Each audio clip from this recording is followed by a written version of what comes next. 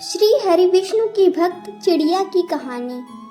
एक छोटी सी चिड़िया अपने घोंसले में अपने दो बच्चों चुन्नू और मुन्नू के साथ रहती थी।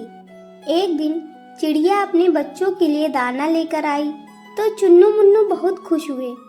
चुन्नू ने कहा, माँ बहुत भूख लग रही है, पहले मेरे मुंह में दाना डाल दो। यह सुनकर मुन्नू कहने लगा, नहीं माँ, पहले मेरे मुंह में दाना डालो। चिड़िया ने दोनों के मुंह में दाने डाल दिए।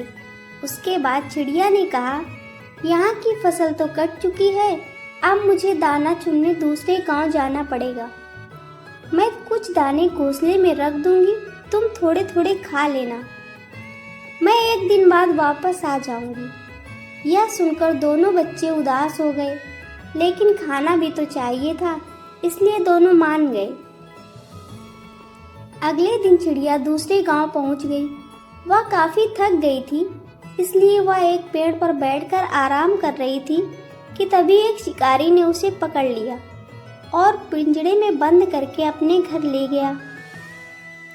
घर में उसने अपनी पत्नी जानकी से कहा, जानकी, आज केवल एक ही चिड़िया हाथ लगी है, तू इसे संभाल कर रख, कल इसे बाजार में बेच देंगे। जानकी को पशु पक्षियों का शिकार करना अच्छा नहीं लगता था। रात में जब वह सो रही थी तो उसके कानों में आवाज सुनाई दी।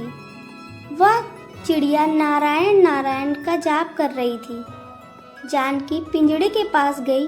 उसने चिड़िया से पूछा तो चिड़िया ने कहा, मेरे दो छोटे छोटे बच्चे हैं जो दूर जंगल में हैं। मैं तो दाना लेने निकली थी, अगर मैं कल तक नहीं पहुंची तो वे दोनों भूख से मर जाएंगे, इसलिए मैं भगवान विष्णु को याद कर रही हूँ। वे आकर या तो मुझे बचा लें या मेरे बच्चों को दाना दे दें। जानकी ने कहा, हम तो शिकारी हैं, हमने कभी भगवान की पूजा नहीं की, लेकिन तुम नन्ही सी चिड़िया हो, तुम्हें लगता है भगवान विष्णु तुम्हारी रक्षा के लिए आएंगे। तब चिड़िया ने कहा, भगवान विष्णु जगत के पालनहार हैं, वे अवश्य आएंगे। जानकी ने कहा, मैं अपने पतिव्रत धर्म से बंधी हूँ, इसलिए मैं उन्हें धोखा देकर तुम्हें छोड़ नहीं सकती, लेकिन मैं यह देखना चाहती हूँ कि भगवान तुम्हारी रक्षा कैसे करते हैं। यदि तुम्हारी बात सत्य हुई तो मैं भी उसी समय से सब छोड़कर भगवान विष्णु की भक्ति करूँगी। यह सुनकर चिड़िया बोली, मुझे तो भगवान विष्णु पर विश्वास है, लेकिन लगता है भगवान ने तुम्हारे मन में भक्ति जगाने के लिए ही यह लीला रचाई है। सुबह जानकी ने यह सारी बातें अपने पति को बताई।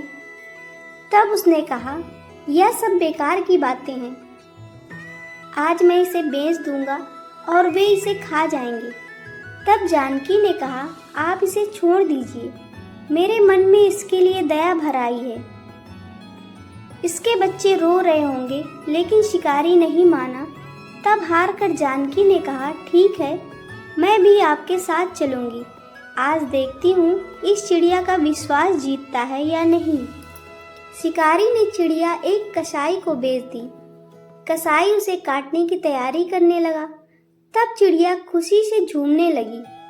उसे झूमता देखकर जानकी ने पूछा, अरे तुम मरने वाली हो और खुश हो रही हो?